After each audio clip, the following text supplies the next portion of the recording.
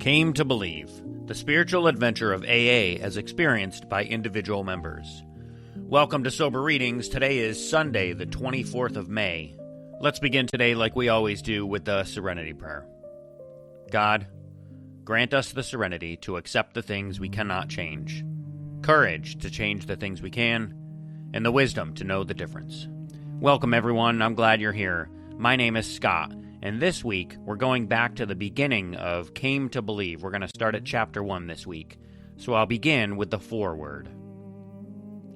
5 years of preparation and earnest thought have gone into this booklet since an AA member first pointed out the need for it. The description of Alcoholics Anonymous as a spiritual program has been confusing to some newcomers, many of whom tend to translate spiritual as religious. But as our co-founder Dr. Bob said in an AA Grapevine article, we are not bound by theological doctrine. We are many minds in our organization. Came to Believe is designed as an outlet for the rich diversity of convictions applied in God as we understood Him. Most of the material was written expressly for the booklet in response to an appeal issued by the General Service Office. The places of origin shown for each story or brief comment indicate how widespread this response was, and the fellowship can be grateful to all those who took the trouble to set down their spiritual journeys in writing, whether or not their contributions appear in this booklet. Without such a broad view of membership thinking, it would not have been possible to make a truly representative selection. Originally, our co-founder Bill W. planned to write a foreword. In lieu of this, the introductions to each section reflect Bill's outlook, already on record in the book As Bill Sees It. So let's get started with Chapter 1, which is titled Spiritual? There's a question mark after that word. And here's the intro. Do not let any prejudice you may have against spiritual terms deter you from honestly asking yourself what they might mean to you. Bill W., Alcoholics Anonymous, page 47.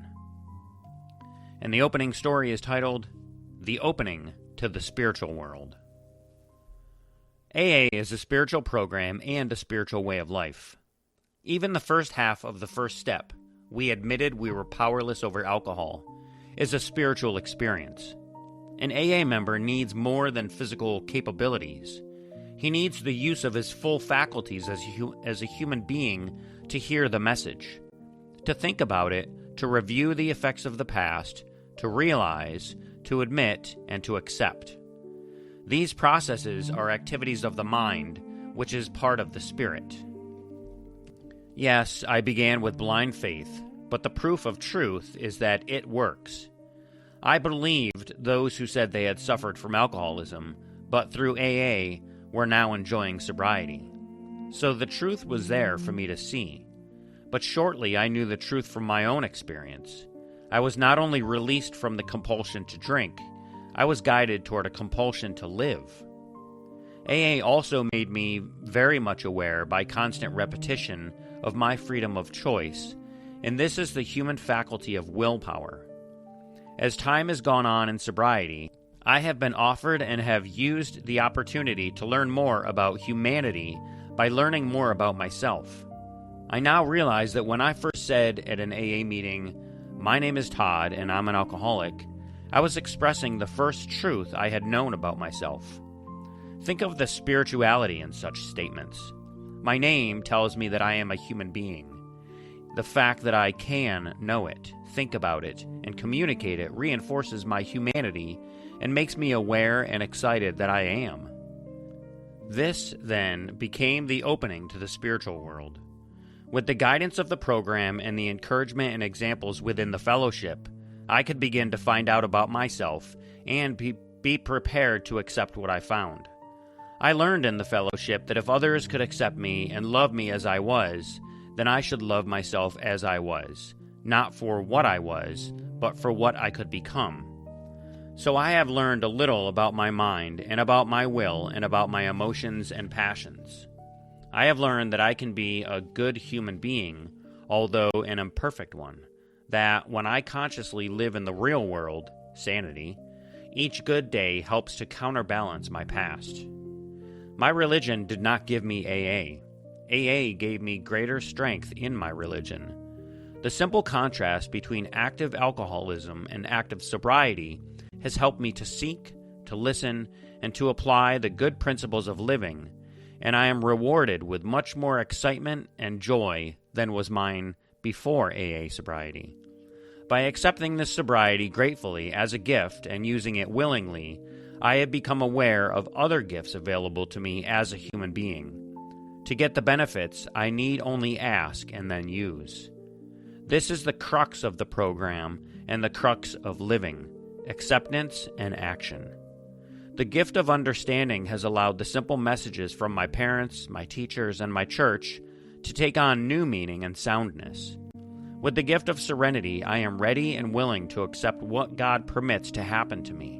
With the gift of courage, to take action to change the things I can for the good of myself and others. The gift of wisdom has been given to me so that in personal relationships, I may act intelligently and with love, or, as it has also been expressed, with competence and compassion. Now I am trying to grasp the idea of living inside out.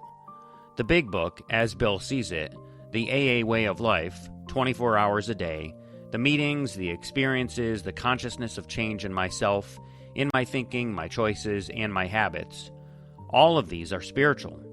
There is the spirituality of the AA way of life, which simply makes us aware of our individual inner resources.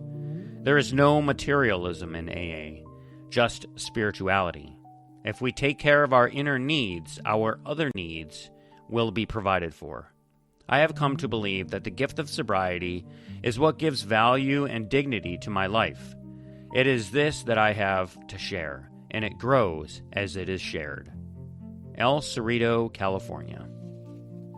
Chapter 1 is fairly short in this book. There's 4 remaining stories, and they are all very short. The next one is called How Fortunate We Are.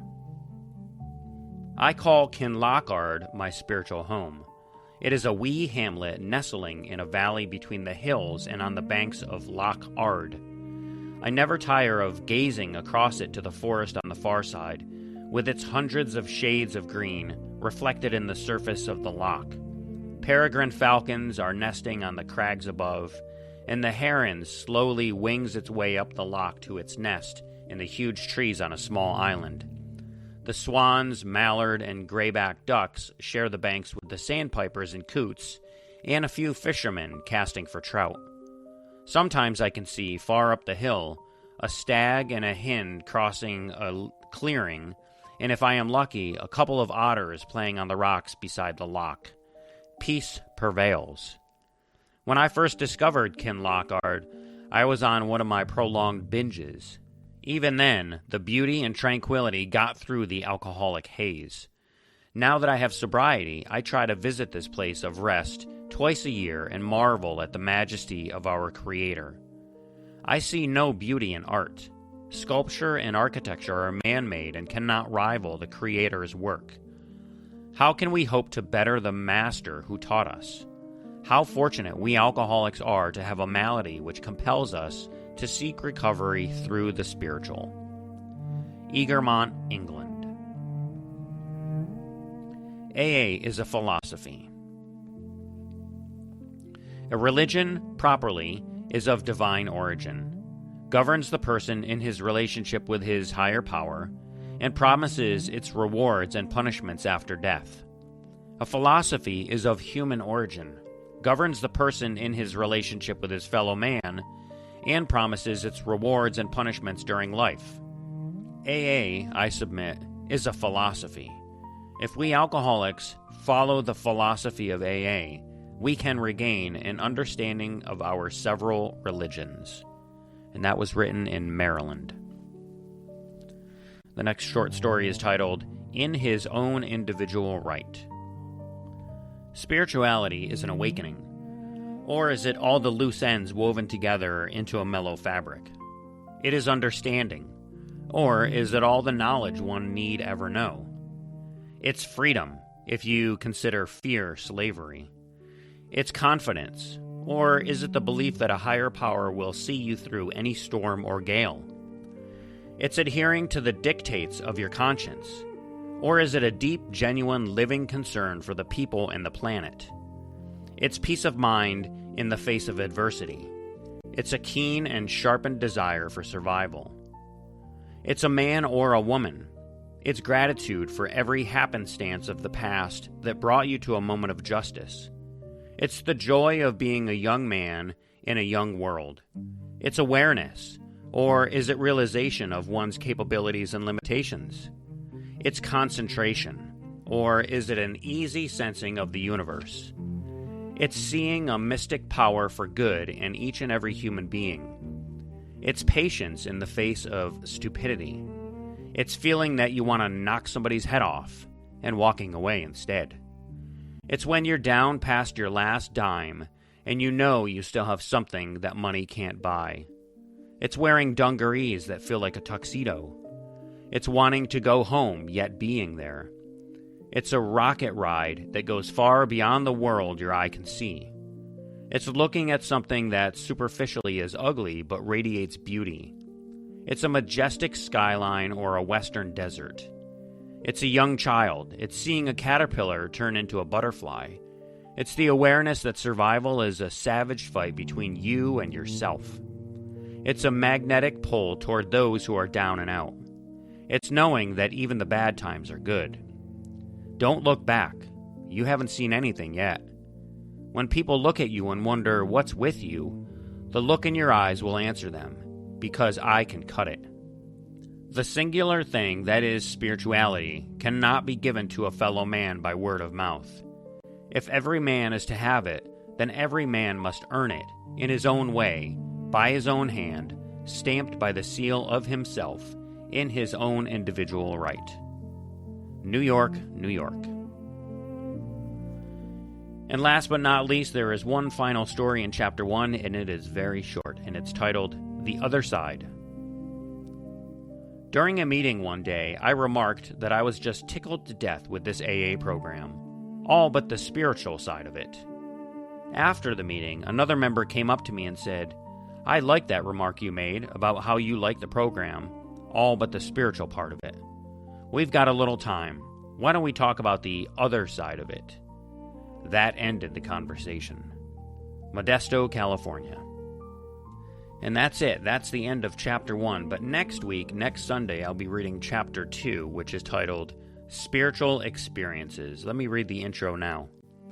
It is certain that all recipients of spiritual experiences declare for their reality. The best evidence of that reality is in the subsequent fruits. Those who receive these gifts of grace are very much changed people, almost invariably for the better. And that is from a talk that Bill W. gave in 1960.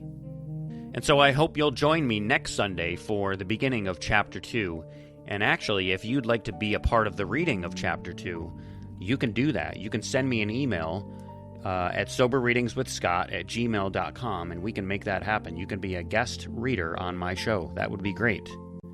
So that's it for today's episode of Sober Readings Came to Believe Edition. Thank you so much for listening. Also, if you'd like to drop $1 in today's virtual donation basket, just go to my website, soberreadings.com, and click the donate button. So again, thank you so much for listening, everyone. Stay sober, keep reading, and I'll see you in the next episode. Until then, take care of yourselves and each other. And remember, just for today, don't drink, go to a meeting, and keep coming back. Have a great day. And as my friend Larry says, best day ever.